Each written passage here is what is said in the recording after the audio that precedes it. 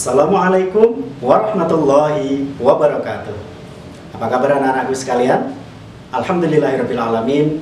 Mudah-mudahan kita semua senantiasa mendapatkan perlindungan dari Allah Subhanahu wa Ta'ala, dan tetap semangat, tetap jaga kesehatan, dan insya Allah semua akan berlalu dengan baik-baik saja.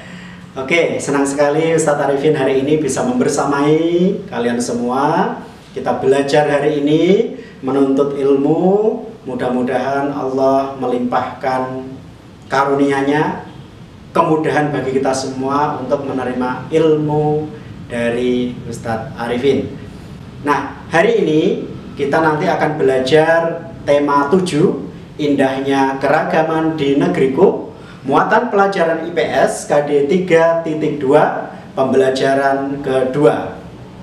Namun, sebelum kita mulai pembelajaran, alangkah baiknya kita mulai pembelajaran hari ini dengan bacaan basmalah bersama. Bismillahirrahmanirrahim. Nah, baik anak-anakku, apa yang akan kita pelajari hari ini? Nah, kita nanti akan belajar tentang keragaman kegiatan ekonomi di Indonesia.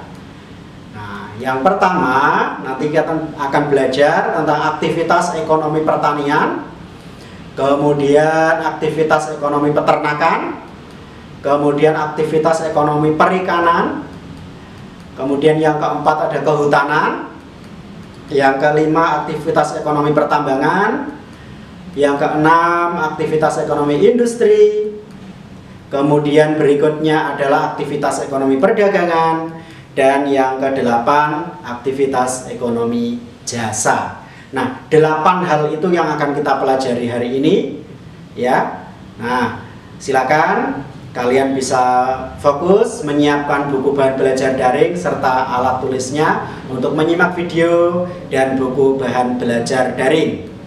Nah, kita masuk pada pembahasan yang pertama tentang aktivitas ekonomi pertanian.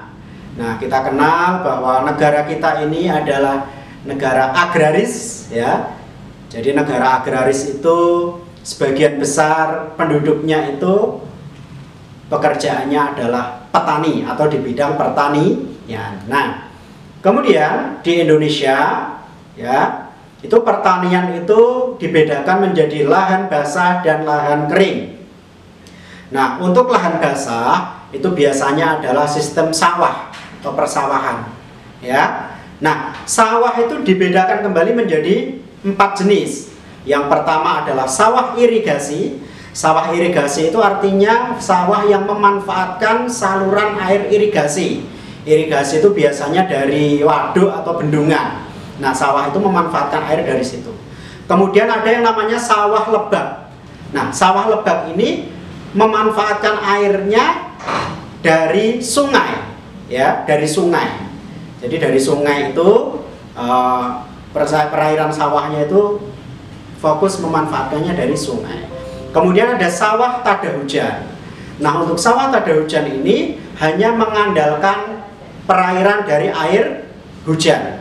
Jadi pengairannya dari air hujan. Kalau tidak musim hujan berarti sawah itu kering. Biasanya bisa dimanfaatkan untuk menanam palawija dan tanaman yang bisa ditanam di lahan yang kering. Kemudian ada sawah pasang surut. Ini biasanya ada di pinggir pantai.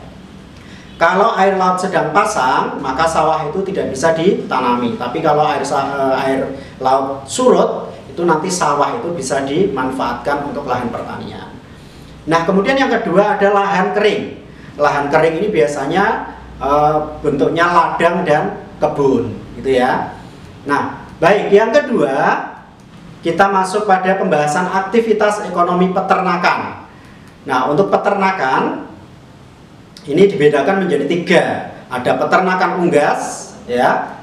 Contohnya adalah peternakan ayam. Kemudian ada peternakan itik, ya. Kemudian yang ketiga burung.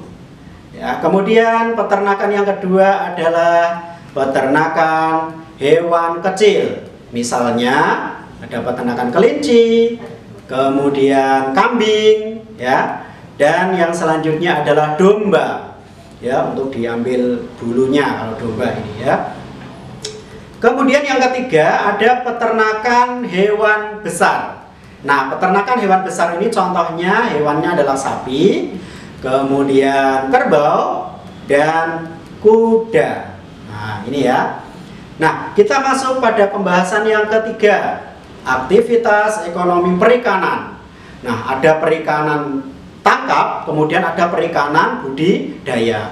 Perikanan tangkap ini maksudnya para nelayan itu mencari ikannya langsung di laut atau di sungai gitu ya. Jadi mereka melakukan aktivitas penangkapan ikan. Sedangkan kalau perikanan budidaya ini biasanya ada di kolam ya, ada di kolam, ada di perikanan payau gitu ya. Jadi dibudidayakan, ikan itu dibudidayakan, bukan alami gitu ya. Nah, selanjutnya kita masuk materi keempat, aktivitas ekonomi kehutanan.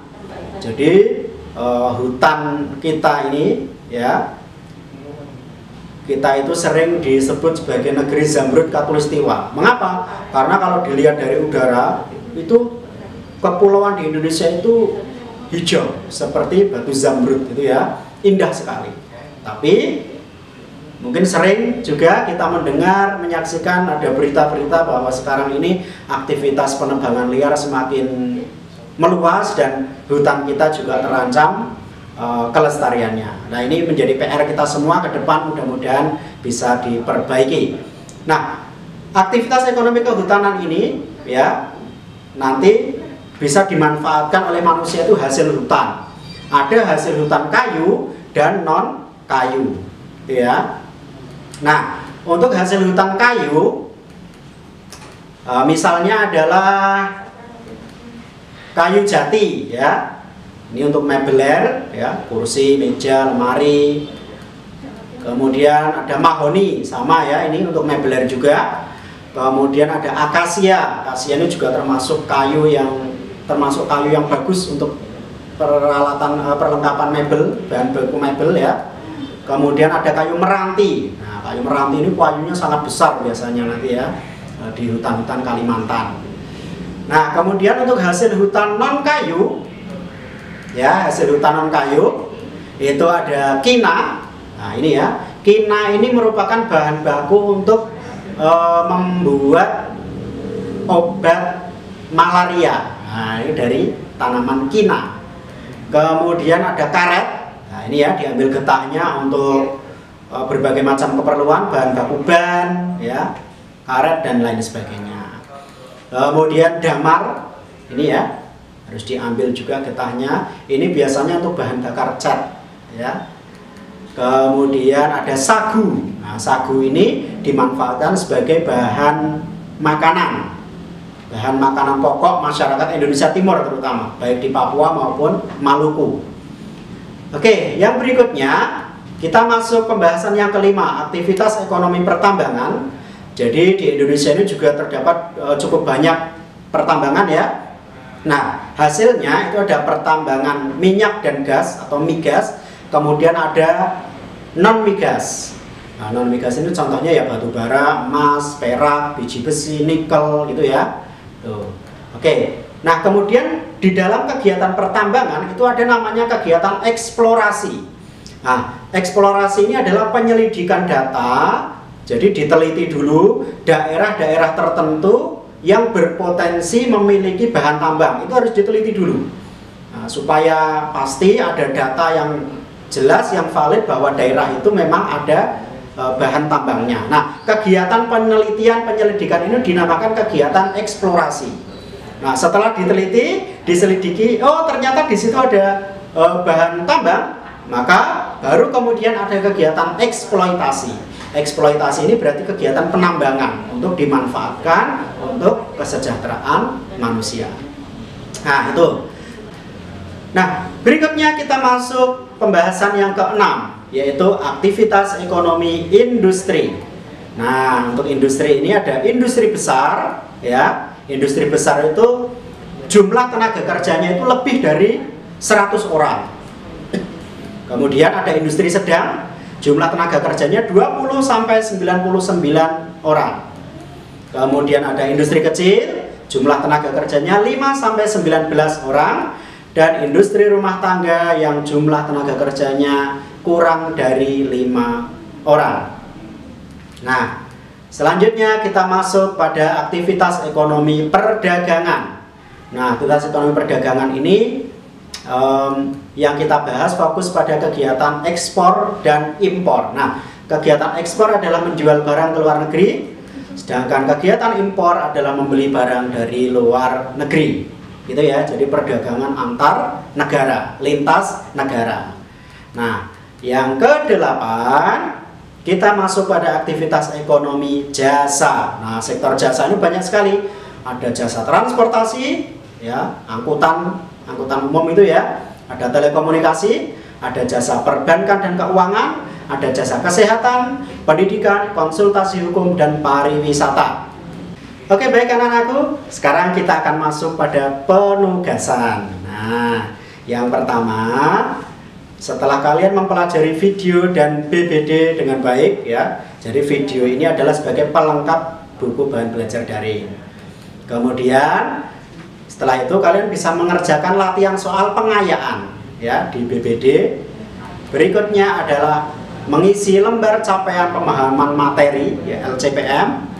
Kemudian mengerjakan evaluasi harian di Google Form. Nah, untuk evaluasi harian di Google Form ini nanti akan dijadwalkan ya. Jadi tidak hari ini, tidak apa-apa karena nanti akan dijadwalkan dari tim kelas 4. Nah, baik anak-anakku,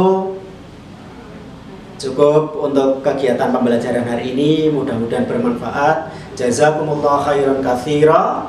Apabila masih ada materi yang kurang jelas, nanti bisa menghubungi Ustadz atau Ustadzah. Terima kasih. Wassalamualaikum warahmatullahi wabarakatuh.